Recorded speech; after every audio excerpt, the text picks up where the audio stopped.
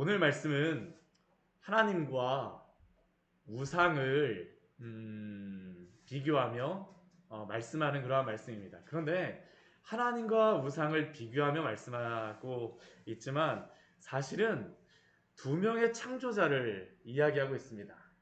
한 창조자는 하나님이시고요. 또 다른 창조자는 사람입니다. 사람이 우상을 만들었습니다. 근데 하나님은 누구를 만드셨을까요? 사람을 창조하셨습니다. 하나님이 사람을 창조하심으로 사람은 하나님의 인도하심 가운데 살아가는 것을 우리에게 말씀하여 주시지만, 우상을 만든 자는 우상 숭배자로 얼마나 허망한 그러한 사람이 되어지는지를 오늘 말씀은 우리에게 말씀하고 있습니다.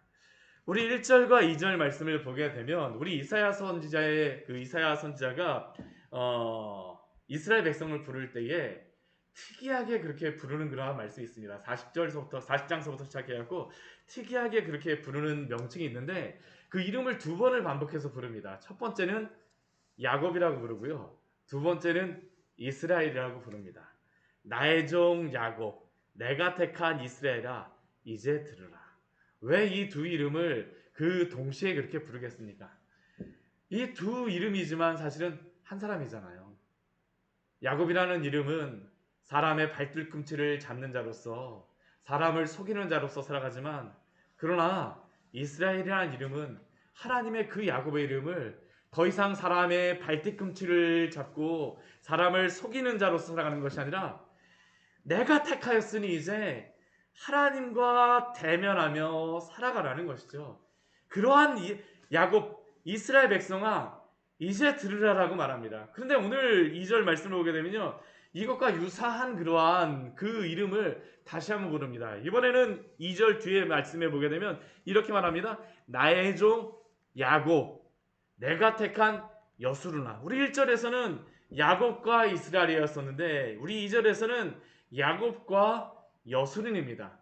이 여수른이라는 뜻은 무엇일까요? 이 야곱이라는 단어가 다른 사람을 속이는 자, 그 발뒤꿈치를 잡는 자라면, 이 여수른이라는 의미는 정확하게 이게 어디로부터 나온 그러한 단어인지는 명확하진 않지만 추정하기로는 이걸 무엇으로다 생각을 하냐면 그 야샤르라고 하는, 똑바르다라고 하는 그러한 단어에서 나온 것으로 생각합니다. 야곱이라는 그러한 단어는 다른 사람을 속이는 자로서 살아가지만, 그러나 하나님이 택하신 백성은 어떠한 자라는 겁니까? 똑바른 사람, 곧은 사람이라는 것이죠. 나의 종 야곱아, 그러나 이제는 속이는 자로서가 아니라 하나님 앞에서 바른 자로서, 똑바른 자로서 내가 너를 택하였으니 두려워하지 말라라고 말씀하세요. 그 야곱은 야곱, 여수른으로 불리는 야곱, 이스라엘로 불리는 이 백성은 어떠한 백성입니까?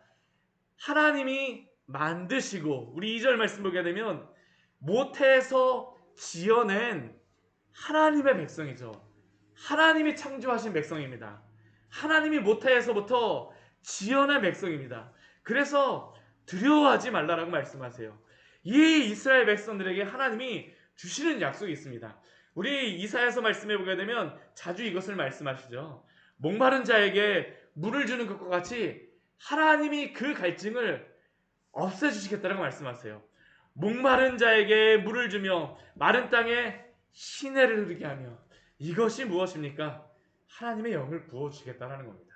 나의 영을 내 자손에게 부어주고, 나의 영을 부어주는 것이 바로 나의 복을 내 후손에게 또한 부어주는 것이라는 것이죠.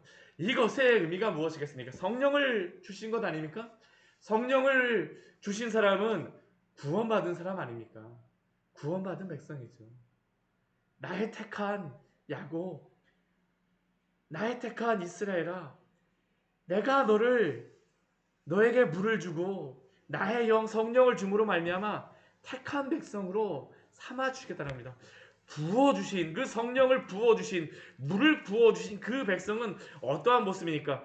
풀 가운데에서 이게 솟아나기를 시냇가에 버들나무가 한 것 같이.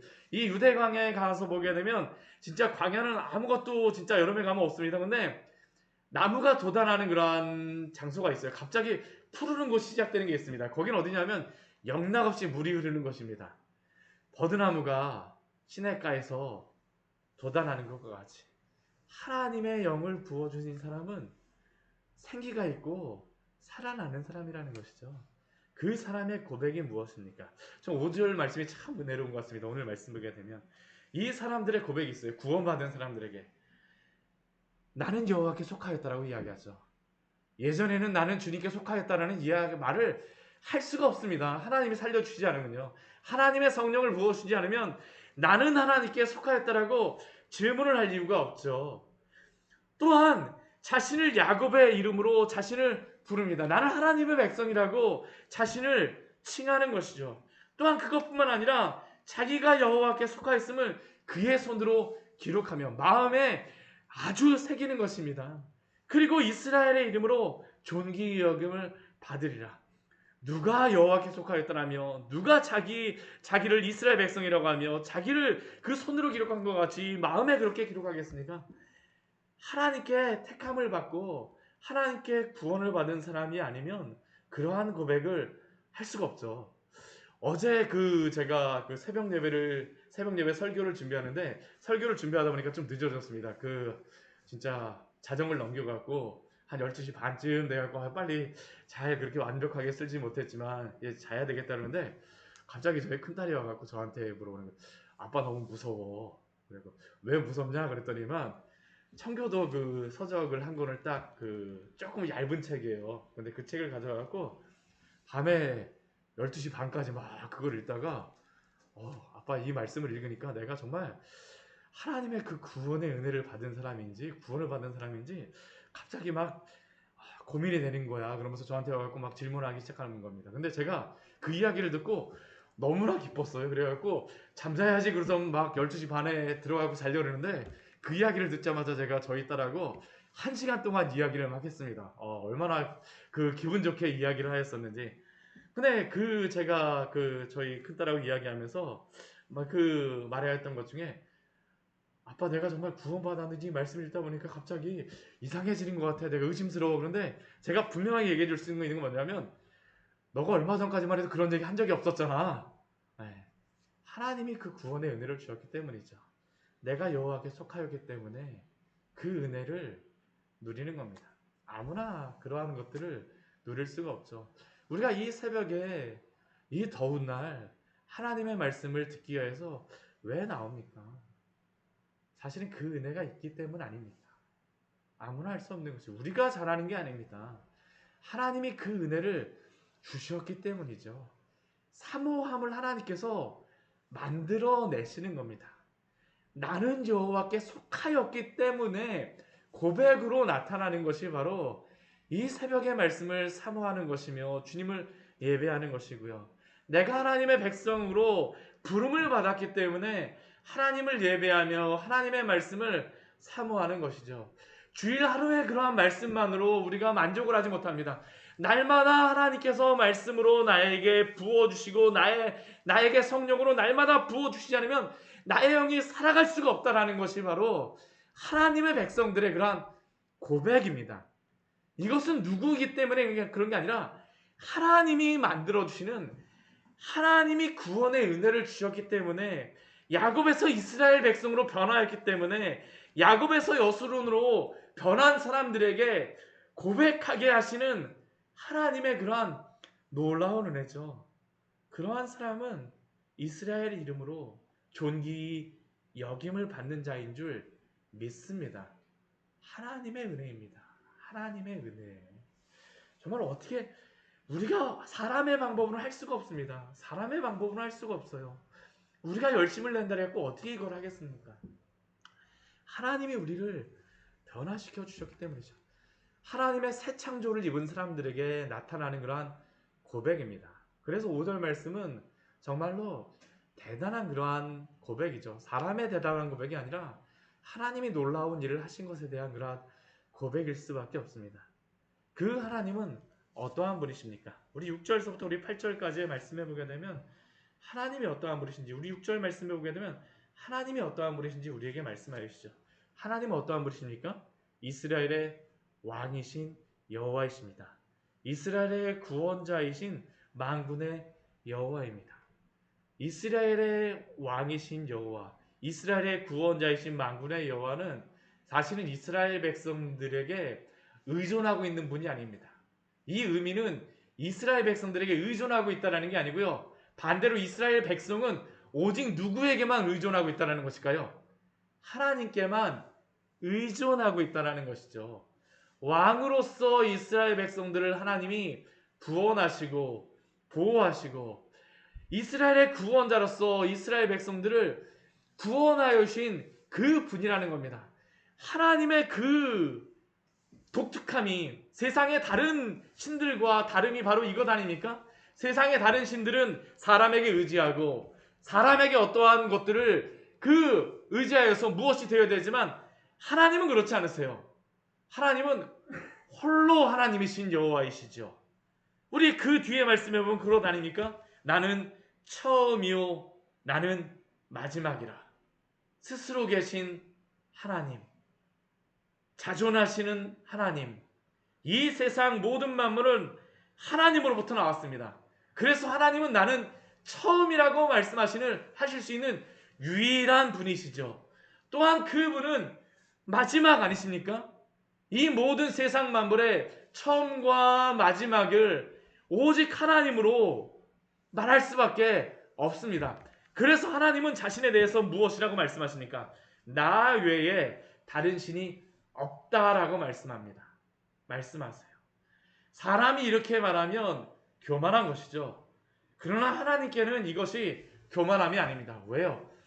오직 하나님만이 유일한 신이시며 유일한 하나님이시기 때문이죠. 스스로 있는 자, 어떤 것에도 의존하지 않고 자존하신 하나님이심을 오늘 우리에게 말씀하십니다. 그래서 7절 말씀해 보게 되면 하나님이 질문하세요. 나처럼 외치며 알리며 나에게 설명할 자가 누구냐? 누가 있습니까? 아무도 없습니다.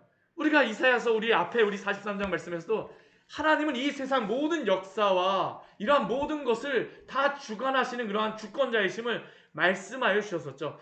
나처럼 외치며 알리며 나에게 설명할 자가 누구냐? 그렇게 우리 44장 우리 8절 말씀에서 하나님께서 무엇이라고 말씀하십니까? 너희는 두려워하지 말라라고 말씀하세요. 겁내지 말라라고 말씀하십니다. 하나님 외에 다른 신은 없습니다. 그래서 우리는 두려워할 이유가 없죠. 다른 이방의 백성들과 본질적인 차이입니다. 오직 하나님만이 유일하신 여호와 하나님이시기 때문에 우리는 그분 안에 살아가는 자들이기 때문에 그분이 우리를 구원하셨기 때문에 우리는 두려워할 이유가 없고 겁낼 이유가 없죠. 우리를 무엇으로 삼아주셨습니까? 너희는 나의 증인이라. 나 외에 다른 신이 있겠느냐. 이 하나님의 이 성경의 말씀은 바로 그것의 기록 아닙니까? 이스라엘 백성들에게 이것을 말씀하시죠. 이스라엘 백성들에게 귀에 딱지가 생기도록 그 출애굽의 그 말씀을 하시고 계속 말씀하셨던 것은 무엇입니까? 그들이 그것에 대한 증인이라는 것이죠. 그들은 비록 눈이 감기고 또한 귀가 닫힌 맹인과 같고 또한 귀머거리와 같지만 그러나 하나님은 그들에게 끊임없이 말씀하셨어요. 너희가 나의 증인이라. 나 외에 다른 신이 있겠느냐? 반석은 없으니 오직 하나님만이 유일하신 하나님이라는 것을 오늘 우리에게 말씀하십니다.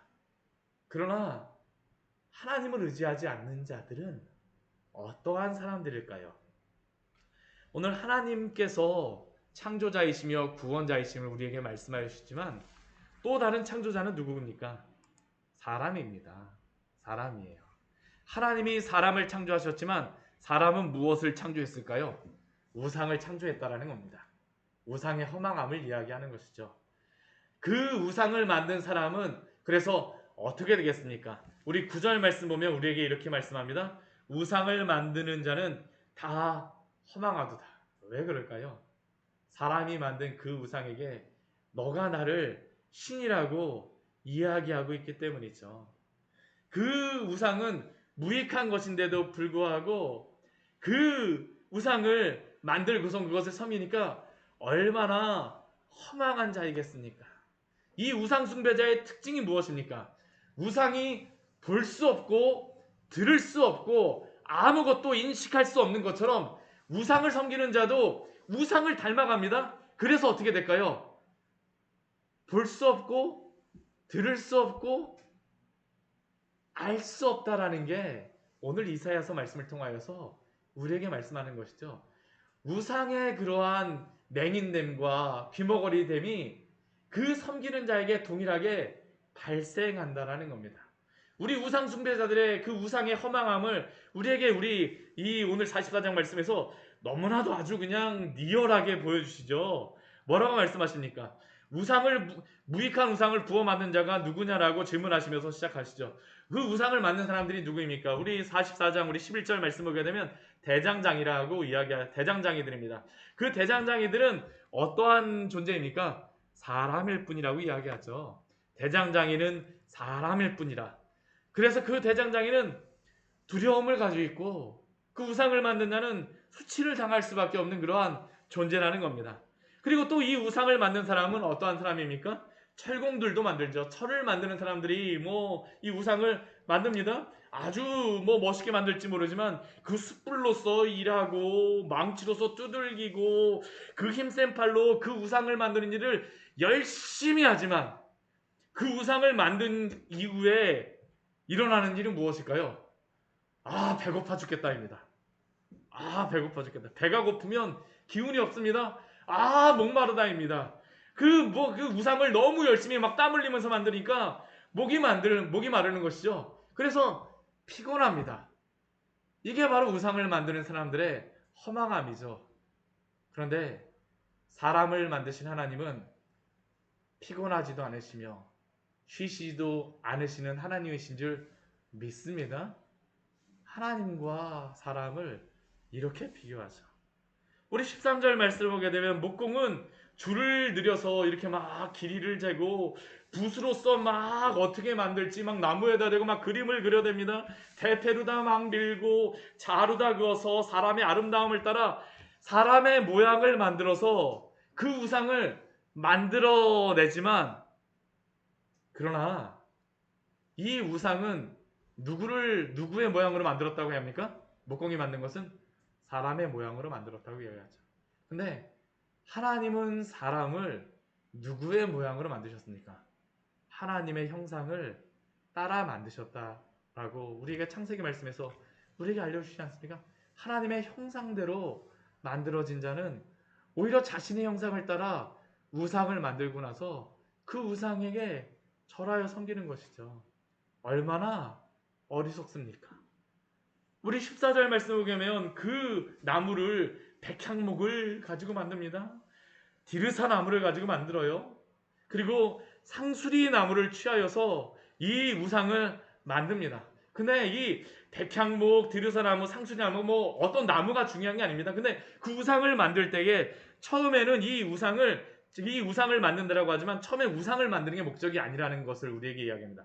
자기를 위하여 백향목을 베어내고 디리사 나무를 베어내고 상수리 나무를 취하는데 그 처음의 목적은 무엇이었냐면 이 나무를 가지고 땔감을 삼으려고 처음에는 나무를 막 합니다.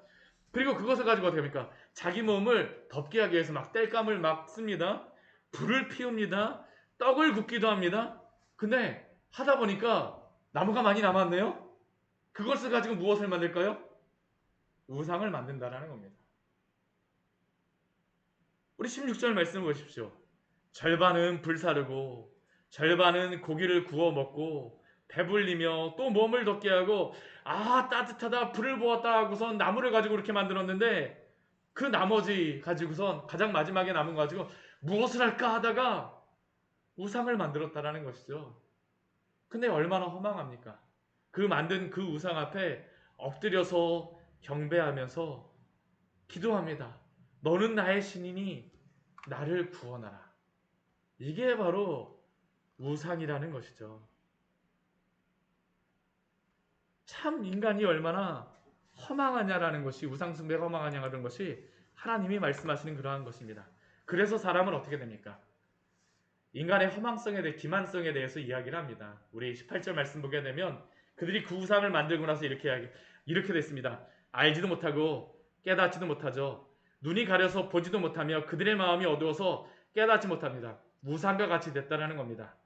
그 우상과 같이 된 사람의 아주 허망한 그 어리석음을 19절 말씀에서 이렇게 말합니다. 우리 19절 말씀을 같이 한번 읽어보겠습니다. 마음에 생각도 없고 지식도 없고 총명도 없으므로 내가 그것의 절반을 불사르고 또한 그 숯불 위에 떡도 굽고 고기도 구워 먹었거늘 내가 어찌 그 나머지로 가증한 물건을 만들겠으며 내가 어찌 그 나무 토막 앞에 굴복하리오 말하지 아니하니. 하나님이 질문하는 것이죠. 아니 너희가 처음에 원래 그 따뜻하게 하고 숯불 위에 떡도 굽고 고기도 구워 먹기 위해서 나무를 비워냈는데 나중에는 그것을 가지고 우상을 만들고 나서 아니 그 너희가 얼마나 어리석어졌는지 그 우상 만든 것 너희가 그 토막으로 만든 것을 가지고 왜 그것을 보지 못하느냐라는 것이죠. 어찌 토막 앞에 내가 굴복하리오라고 말하는 것이 아니라 그 앞에 대고 무엇이라고 말합니까?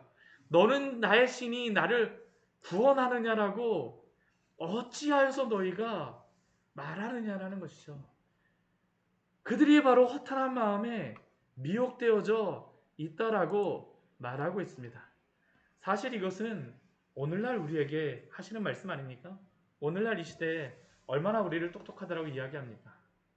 얼마나 우리를 똑똑하다라고 생각을 합니까? 그러나 우리가 발견해낸 그 과학을 가지고 하나님을 부인하는 데 사용을 하고 있죠. 우리가 우리 스스로를 쾌락을 하기 위하여서 우리가 그러한 여러 가지 그러한 음란한 것들을 취하고 있지만 결국 그것은 무엇입니까? 아무것도 우리를 만족시켜주지 못해요. 우리의 마음에 허망함들만이 남게 된다는 것이죠.